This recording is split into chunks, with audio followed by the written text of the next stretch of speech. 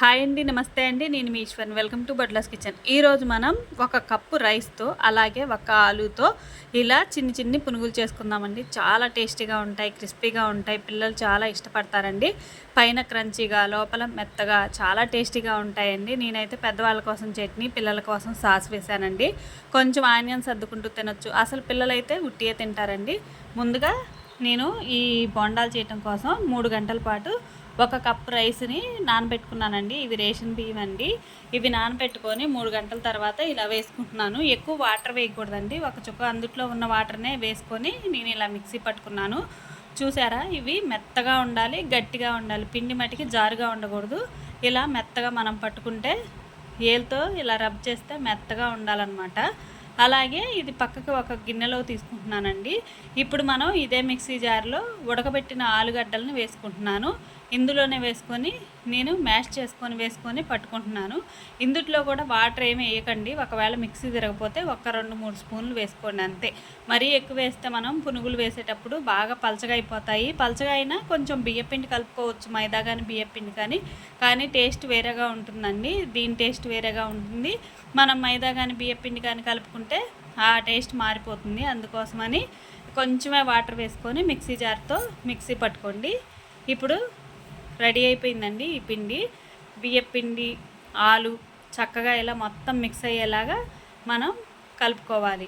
ఇప్పుడు ఇందులోనే మనం ఉల్లిపాయ ఒకటి తీసుకొని పెద్ద ఉల్లిపాయ కట్ చేసుకోవాలండి. ఉల్లిపాయలు పిల్లలు తినరనుకుంటే కొంచెం తగ్గించి వేయచ్చు. నేనైతే ఎక్కువ వేసుకుంటాను.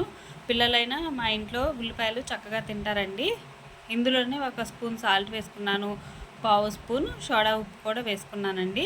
అలాగే పచ్చిమిర్చిని కూడా 2 పచ్చిమిర్చి కట్ చేసుకున్నాను. కొంచెం జీలకర్ర కూడా వేసుకుంటున్నానండి. పచ్చిమిర్చిని కొంచెం సన్నగా కట్ చేసుకున్నాను. కొత్తిమీర, కొంచెం పుదీనాను కూడా ఇలా కట్ చేసుకున్నాను. కొంచెం కరివేపాకు కూడా కట్ చేసుకుని అందులో వేసుకున్నాను. ఇప్పుడు ఉల్లిపాయలు కట్ చేసుకున్నవి కూడా ఇందులో వేసి ఒకసారి మొత్తం మిక్స్ చేసుకుందామండి. ఈలోపు నేను ఒకవైపు ఆయిల్ కూడా పెట్టుకున్నాను. ఆయిల్ వేడవుతూ ఉంది, సిమ్లో పెట్టుకున్నాను. ఈలోపు ఇది మిక్స్ చేసుకుంటున్నాను అనమాట. మనం ముందుగా చెప్పుకున్నట్టు వాటర్ అయితే ఏమీ వేయకూడదండి. వాటర్ వేస్తే అసలు సరిగా రావు పునుగులు. అందుకోసమని వాటర్ అయితే వేయకండి ఎక్కువ. ఇప్పుడు ఆయిల్ పెట్టుకున్నాను కదా, ఆయిల్ కూడా వేడైపోయింది. ఇప్పుడు మనం చిన్నగా పునుగులు వేద్దామండి. ఇవి చాలా టేస్టీగా ఉంటాయండి. ఇప్పుడు హాఫ్ డే స్కూల్ కదా, పిల్లలు రాగానే ఏవో తినడానికి అడుగుతూ ఉంటారు కాబట్టి సాయంత్రం పూట టీ టైంలో ఇలా మనం చక్కగా చేసి పెట్టచ్చండి. పిల్లలు, పెద్దవాళ్ళు అందరూ ఇష్టంగా తింటారండి. చూసారా, ఇలా ఒక్కోటి చిన్నగా వేసుకోవాలి.